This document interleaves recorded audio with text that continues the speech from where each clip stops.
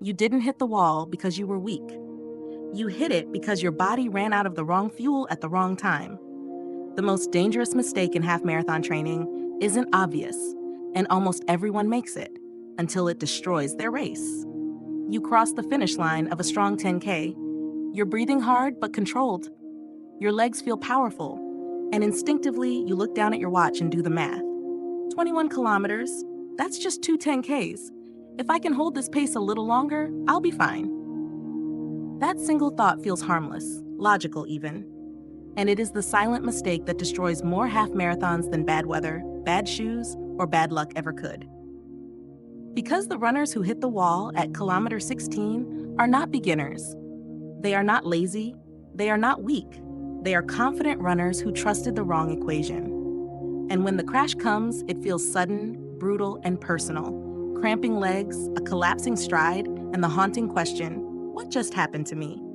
RunForce Mindset warmly welcomes you. If you value in-depth, science-based insights that change how you train and race, make sure to subscribe to the channel so we can continue bringing you content that actually makes a difference. Stay with me, because by the end of this video, you'll realize this wasn't a failure of willpower. It was a hidden physiological trap, and once you see it, you'll never race the same way again. Before we go further, answer this in the comments. A, the half marathon is just a longer 10K. B, the half marathon is a completely different metabolic challenge. Comment A or B below. If that opening thought felt uncomfortably familiar, it's because most runners have been taught to interpret struggle as a character flaw, rather than a system failure. When the half marathon falls apart, the instinct is always the same. You blame yourself. You replay the race and tell yourself you weren't tough enough, disciplined enough, or mentally sharp enough. You promise that next time you'll train harder, suffer more, and dig deeper when it gets uncomfortable.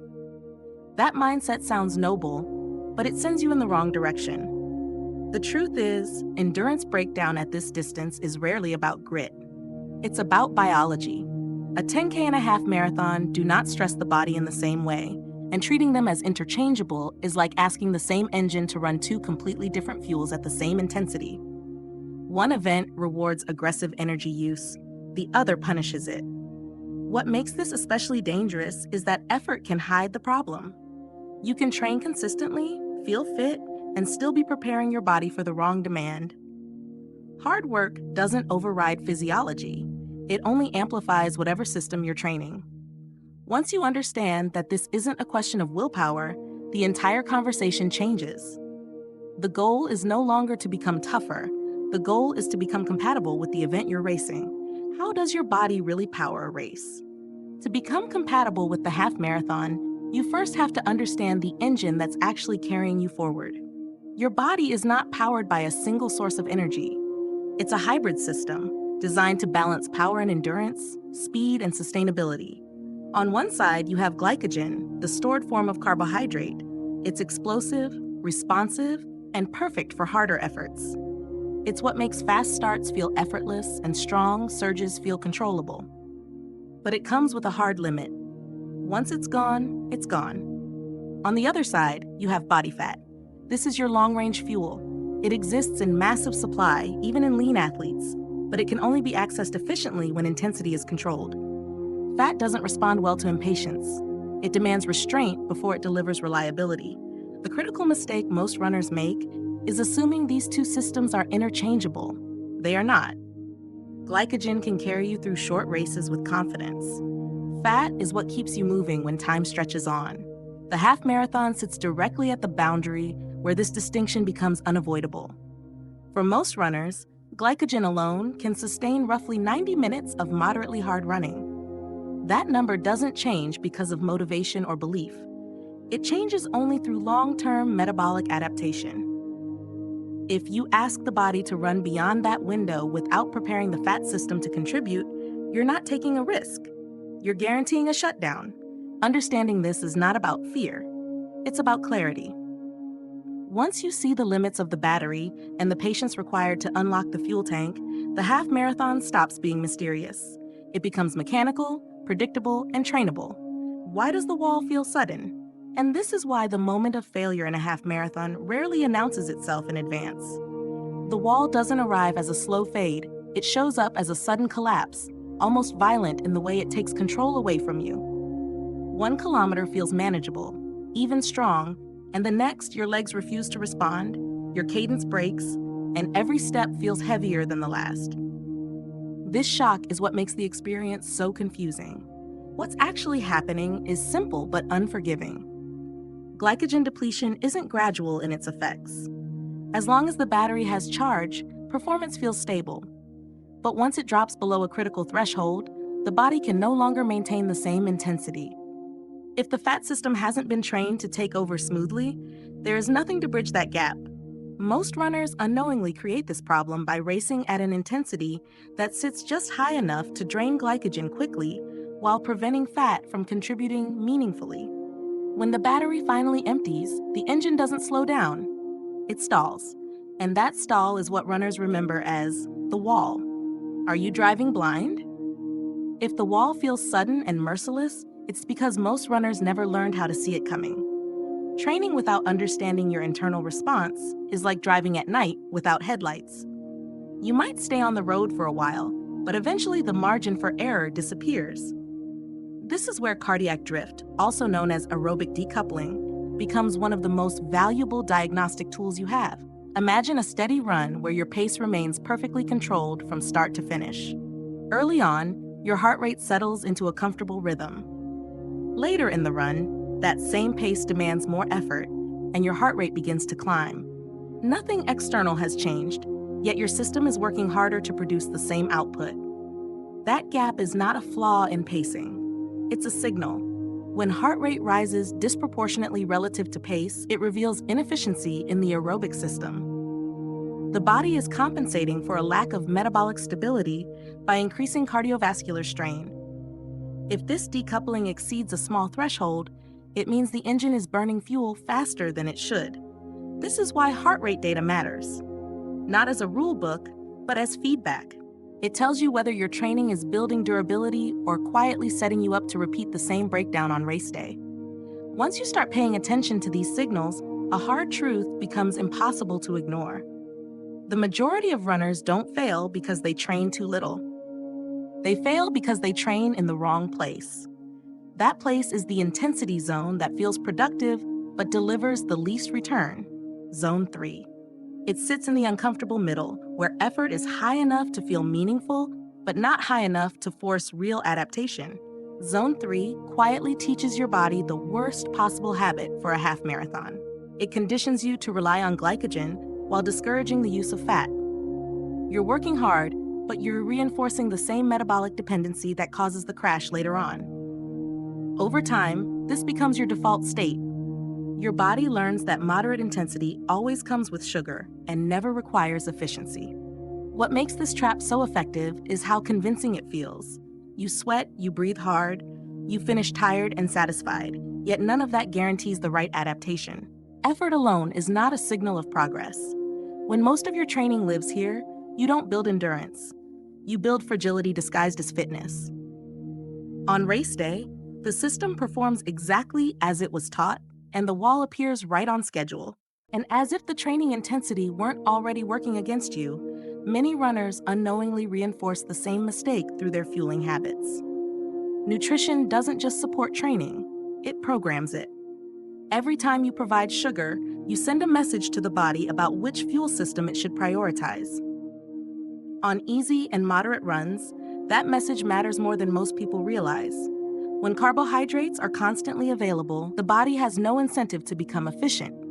Fat oxidation is suppressed, not because fat disappears, but because the signal to use it is never strong enough. Over time, this creates a runner who feels energetic early and helpless late. This is where the idea of train low, race high becomes transformative. During aerobic training, especially in Zone 2, limiting carbohydrate intake forces the body to search for alternative fuel. That search is not a punishment, it is the adaptation. The metabolic system learns to unlock fat stores and stabilize energy output over long durations. On race day, the strategy reverses. Carbohydrates are used deliberately to support higher intensity once the fat system is already active. The contrast is intentional. By separating how you fuel training from how you fuel racing, You teach your body flexibility instead of dependency. When fueling stops masking inefficiency, the real work of endurance training can finally begin. This is where Zone 2 earns its reputation, not as easy running, but as precise metabolic conditioning. At this intensity, breathing is calm, movement is controlled, and the body is forced to operate efficiently rather than aggressively. What appears slow on the surface is deeply demanding at the cellular level. One of the most misunderstood concepts in running is lactate. It is often treated as a toxic byproduct, something to be avoided. In reality, lactate is a valuable fuel. When intensity rises, certain muscle fibers produce lactate as part of energy generation. Other fibers are capable of absorbing that lactate and burning it, but only if the transport system exists. Zone 2 training builds that system. It increases the density of transport proteins that move lactate from where it is produced to where it can be used. Over time, this creates an internal recycling loop that stabilizes energy output and delays fatigue. This is why runners who respect Zone 2 don't panic late in races. Their effort feels sustainable because it is supported by infrastructure, not adrenaline. They aren't avoiding discomfort, they're postponing collapse by design. But metabolic strength alone doesn't carry you to the finish line if the structure supporting it can't tolerate the load. One of the most misleading sensations in training is feeling fit faster than your body becomes durable. The heart and lungs adapt quickly. Within weeks, they respond to stress by becoming stronger and more efficient. Tendons, bones, and connective tissue follow a very different timeline. They require months of progressive loading to remodel and harden. This gap is known as structural lag, and it explains why runners often feel capable of doing more long before their tissues are ready to handle it. When training ignores this reality, injury becomes almost inevitable, no matter how disciplined or motivated the athlete may be. To manage this imbalance, restraint must be intentional. The rule of 1.5 exists to protect the system as it evolves. Long runs that grow too quickly place stress where adaptation hasn't caught up yet. Progression should feel almost boring because safety is built quietly.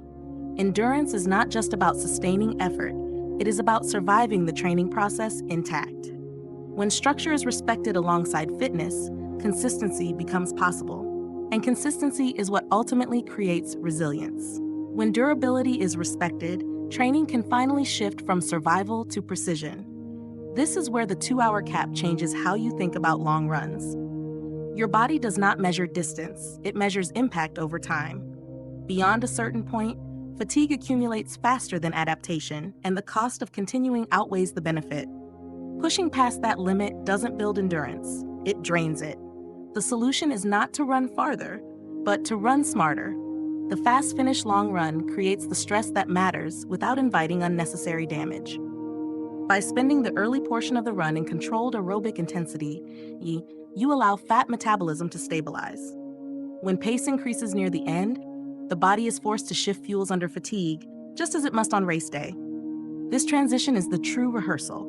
It teaches confidence, not through exhaustion, but through control.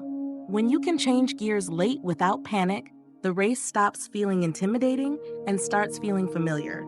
And when training begins to feel familiar instead of frightening, a quiet choice reveals itself. Every half marathon is solved by the same equation: how you manage fuel, how your heart responds to load, and how well your tissues tolerate repeated impact. You can approach that equation by guessing, relying on generic plans and hope, or you can approach it with intention, guided by feedback and structure. Guessing is seductive because it feels simple. Sometimes it even works. But when it fails, it costs more than a bad race. It costs time, confidence, and often health. Precision, on the other hand, compounds. Small, informed decisions repeated over weeks reshape outcomes without drama. Training this way is not about obsession or control. It is about respect for the body as a system, not a test of courage. When you stop trying to overpower physiology and start working with it, progress becomes predictable. Endurance rewards patience, clarity, and restraint. The finish line is not conquered by force, but reached through understanding. At its core, this journey is not really about running farther or pushing harder. It's about learning to stop fighting your own biology. The half marathon exposes a truth that applies far beyond sport. When we rely on force alone, we eventually break. Progress comes when we understand the system we're working within, respect its limits, and train it patiently instead of aggressively. In life, just like in running, burning all your energy too fast leads to burnout. Building sustainable strength, physically, mentally, or professionally, requires pacing, awareness, and long-term thinking. When you align effort with understanding, endurance replaces struggle. Now I'd love to hear from you. Do you believe progress comes more from working harder or working smarter? Please share your thoughts in the comments so we can all learn from each other. And don't forget to subscribe to the channel to support RunForce Mindset and help us keep creating valuable content for you.